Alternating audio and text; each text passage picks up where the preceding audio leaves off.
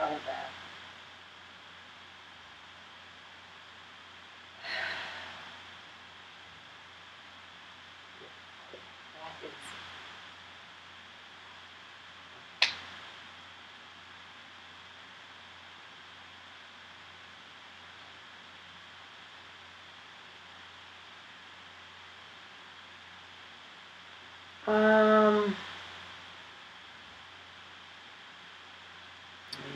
Right? Oh, God. Oh,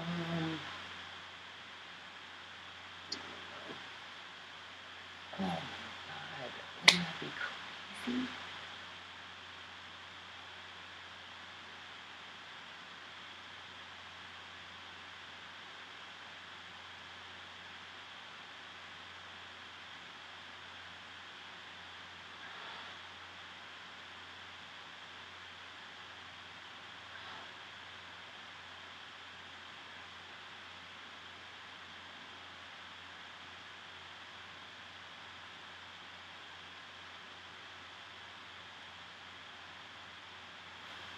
Wow.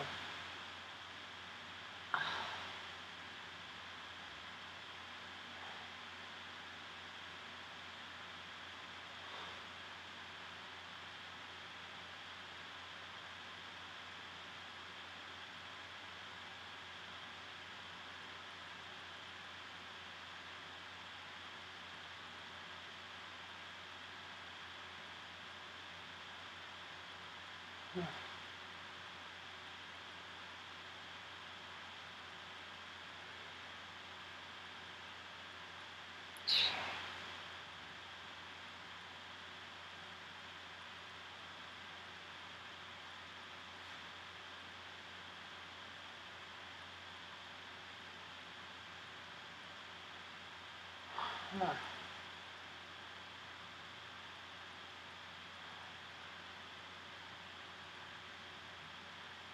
Yeah. Oh, my gosh. Huh.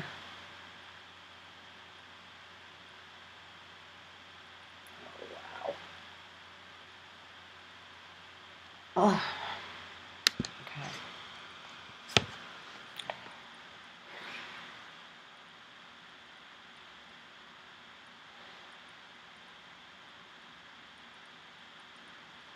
Mm.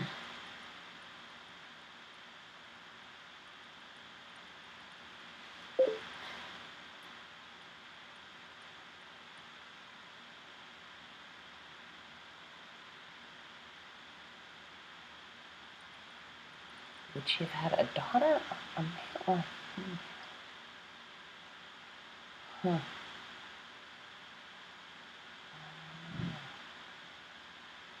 Maybe not.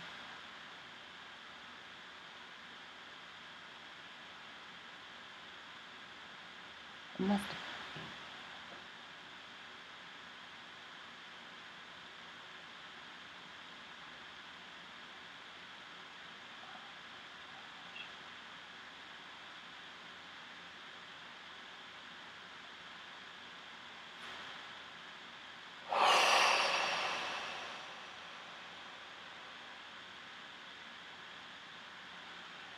Mother Mary gave birth to a female, but she also gave birth to another child who was the son of um,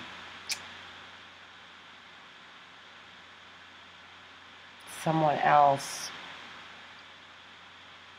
who wasn't good, like Jesus, someone else who was probably the bad vibration, the anti-love vibration, obviously. Because on this planet, love will always be chased by anti-love.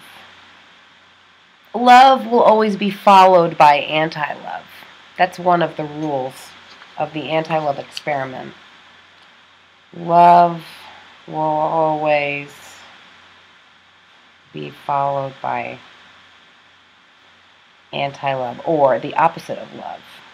Obviously, anti-love and the opposite of love are the same thing.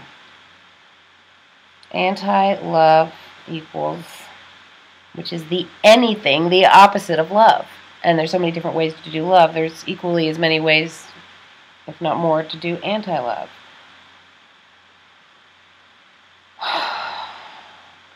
You know, the opposite of love and life and light. Love and light, the opposite of life. That's why we die.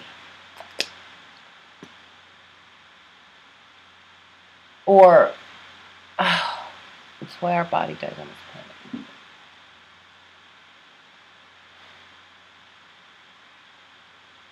So Mary had a daughter with Jesus, and I think then the daughter probably got shoved off into some family, another group of daughters got into the mix of daughters, and then and then her heritage just completely lost, probably ongoing. His seed went on hidden and secret because he is the love vibration, and so in the anti-love experiment, of course, his love seed would be followed by anti-love, which would be manifest in this case as nobody knew what happened to his seed. Nobody knew. He was hidden. It was secret. In the anti-love experiment, the loving vibration gets lost and devoured and rejected and neglected, and or used and abused and made money off of, taken advantage of, stolen even. So in the anti-love experiment, love will turn to anti-love, which sometimes could feel bad. For example, awful, anything, the anti-love. You fall in love with somebody, and then you end up loving their brother, or their best friend, or worse, their father, or their son, or, you know, how much worse can it get? I mean, what is the worst thing you can think of? That happens on this planet. The worst idea anybody ever had for how a relationship could go is thought of and experienced somewhere on this planet. Because it is the anti-love experiment. It's the opposite of love, because this is the world of opposites. It has to be the opposite of love, because it's the world of opposites, and love exists, so it's the opposite of love.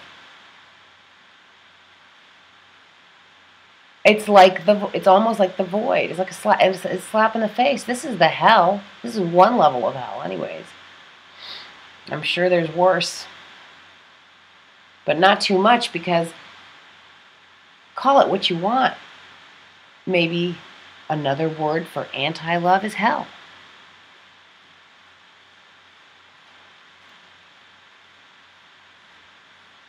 Oh, you can get an upliftment to your whole body by doing this. Oh.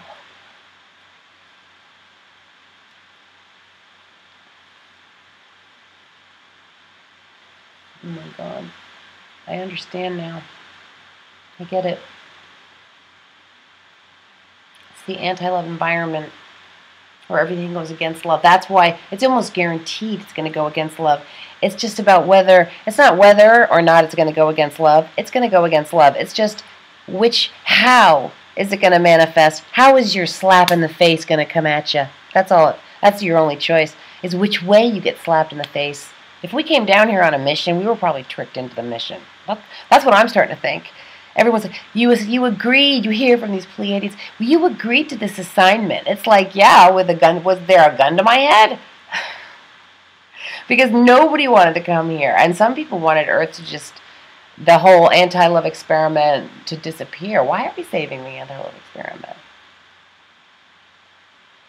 I don't know. It's part of a universe that was a creation that almost destroyed itself, but the timekeepers, they don't want to lose their universes. The creators don't like to lose their universe before it's fulfilled itself, because If you lose a universe before it fulfills itself, or what's the word? Completes itself. It's just not good, because I don't know why, but it just doesn't. And they don't like that. So they don't want you to blow up. You're not, well, in anti-love, of course, there is a high possibility you would blow yourself up, because there's self-loathing in anti-love.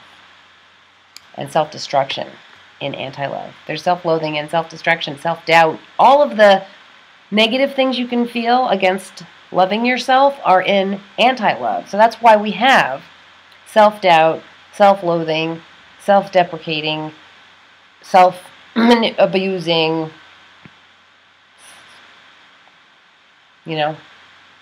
self-doubt is the worst.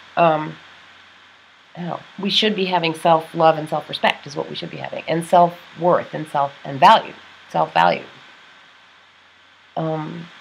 But we often don't, and so it's like, why don't we? Why is it so hard to love yourself on this planet? That's the question. And the answer is because we're in the anti-love experiment planet universe. We're in anti-love. That's why love goes bad all the time. And you're lucky if you get it at all. That's why. Because you're basically generally residing in a universe that goes against the vibration of love. You're in the anti-love vibration universe. That's why we get old and die. Because we're in anti-love. We're going opposite of love. Love is life. Opposite of love is death. Or anti-love is death. Same thing. See? Death is just one of the many ways that you can go against love. See? Get it? Get it? Get it? It's so simple. Now I get it. So easy. Doesn't make it easier to live it. It just means that at least you understand it. So, the key, I guess, is just how to bring more joy to the situation, because it can be so not joyful here for some reason. I have to bring up my joy factor, I guess. Because I don't know. Because I'm in anti-love. That's why I'm not feeling any joy.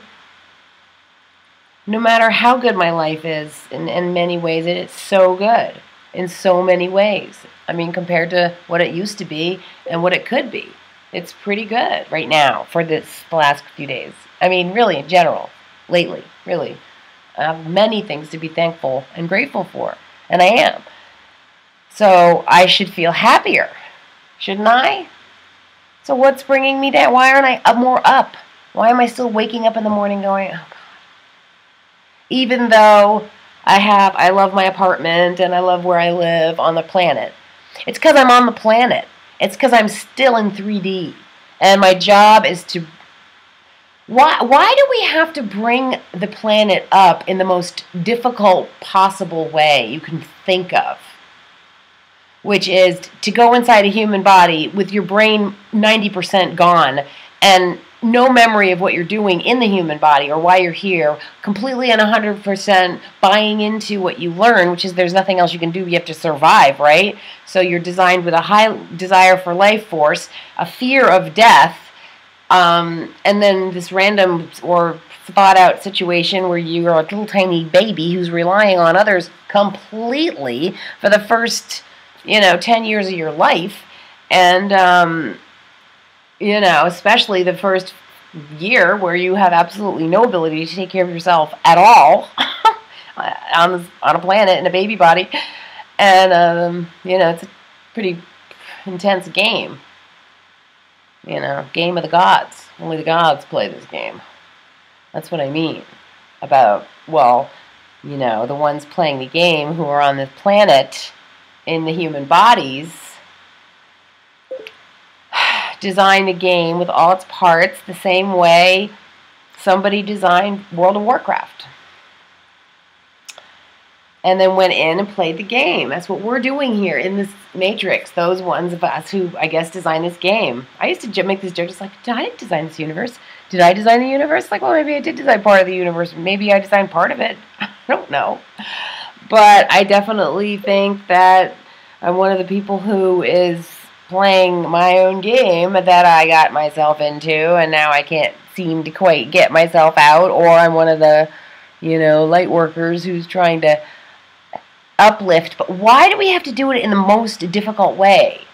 Becoming a human, forgetting who you are, and then trying to remember randomly out of the blue. I mean, or hopefully with a memory, but even if you have a slight memory of why you're here, which is to play a game, which is to have a, do you remember that you're supposed to go get your magic crystal? Well, I happen to remember that, but that isn't what normally people remember. They're not like, oh, I know why I'm on this planet. I got to go find that crystal. But I actually remembered that, and I did find my crystal. Thank God. So validating, I mean, if I told anybody I was here to find my magical crystal, they'd think I was nuts. So it's like I went to find the magical crystal and then have it wield its magic. That's like validating, that I wasn't wrong about that. That I came here to find my magical crystal, get it back, prove to that guy who threw it on Earth that I could reunite with my crystal, and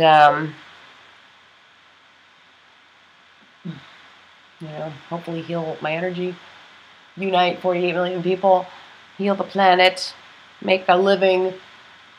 I'd love to get the whole planet off of money, though. Wouldn't that be good? But I mean, that's part of the way they designed the game. I don't know. I must have agreed to it, obviously. I hate paperwork. And next time I design a life game, I'm going to take out the paperwork part.